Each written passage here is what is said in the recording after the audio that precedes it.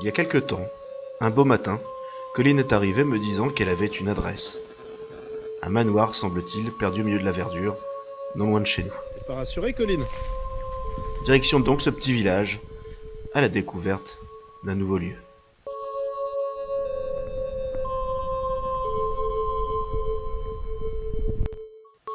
Selon le fronton extérieur, nous pouvons voir la date de 1888, qui correspond donc à sa construction.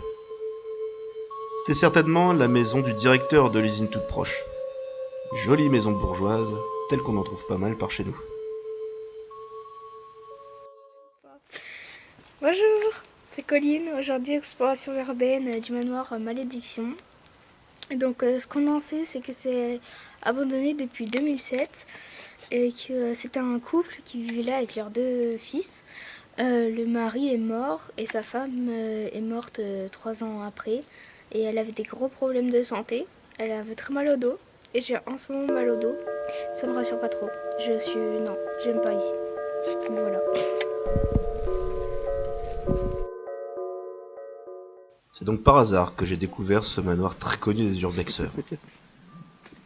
Lors de ma première visite, j'ai vu quelques objets, quelques mises en scène, qui me rappelaient quelque chose.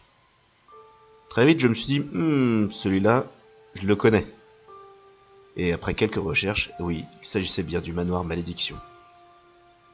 On l'appelle ainsi, mais également manoir paysagiste.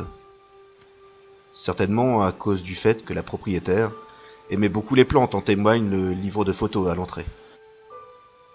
On l'appelle également la Villa Scarima.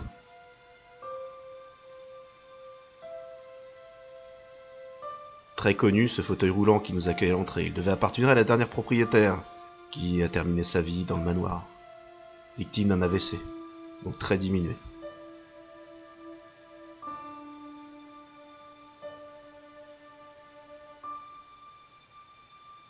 L'ambiance y est très particulière. Sur 4 étages, en comptant la cave, on y découvre pas mal d'objets de la vie quotidienne de ses propriétaires. C'est un couple de retraités qui habitait là. L'homme est mort, la femme l'a suivi quelques années plus tard. Il paraît qu'ils avaient des enfants, dont on ne sait pas grand-chose. Toujours est-il que le manoir est aujourd'hui abandonné depuis 15 ans. 15 longues années.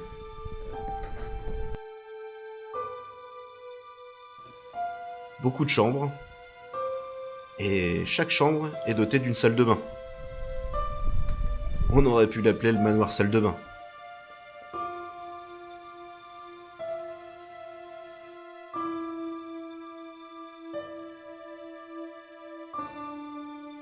En tout cas, tout est là. Le dentier de madame, des photos, des poupées, des objets de collection. Comme je l'ai déjà dit, une ambiance très particulière dans ce lieu incroyable.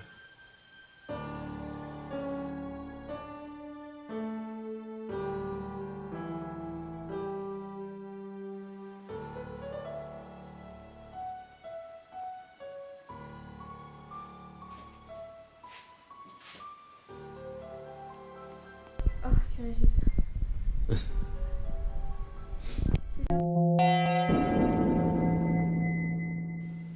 Bon, les pièces les plus connues se trouvent au rez-de-chaussée.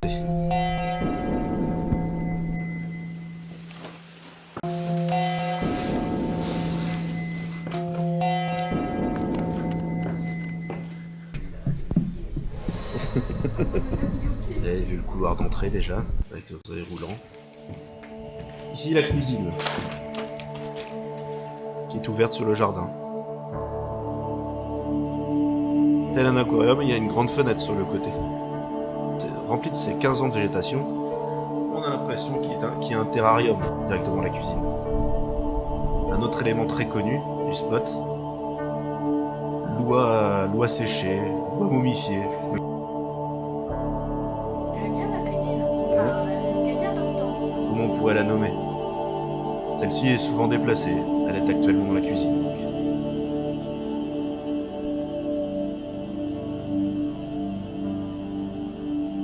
La salle à manger est très très sympa aussi. Avec un beau Windows, un petit canapé, une jolie table. qui est régulièrement mise par des urbexeurs.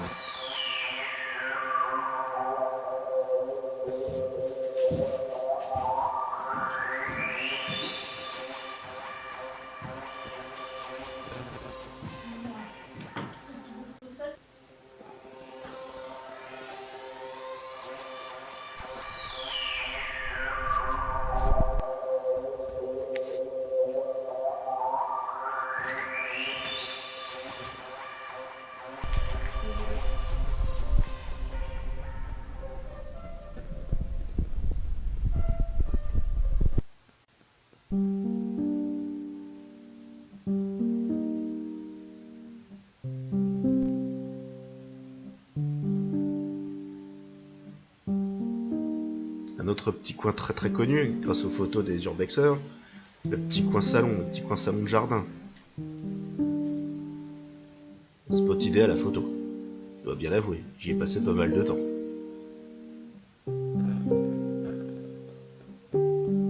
Ce petit coin contribue grandement à l'ambiance du manoir.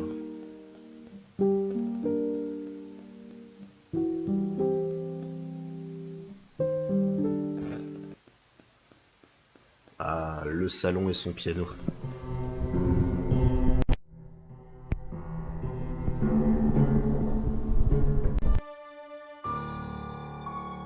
Quelle ambiance, avec le petit beau Windows encore juste derrière.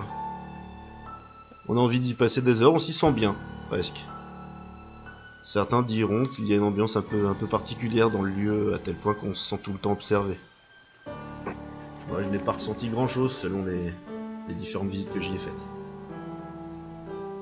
C'est pas le cas de Colline, qui était vraiment terrifié.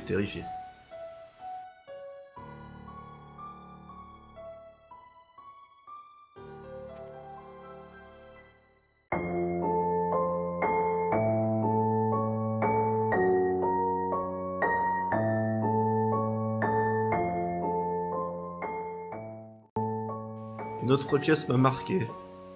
Cette petite salle de bain et sa grande baignoire luxueuse.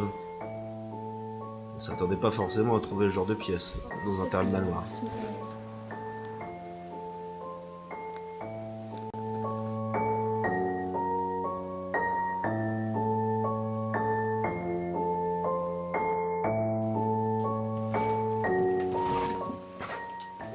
Autre chose amusante, il a fallu que j'attende ma 3e visite pour trouver cette chambre, qui est un peu à l'écart, je vous l'accorde, mais je ne sais pas pourquoi, j'étais jamais allé dans ce petit coin du manoir. C'est la chambre la plus délabrée de toutes, mais malgré tout, il y a une ambiance assez sympa.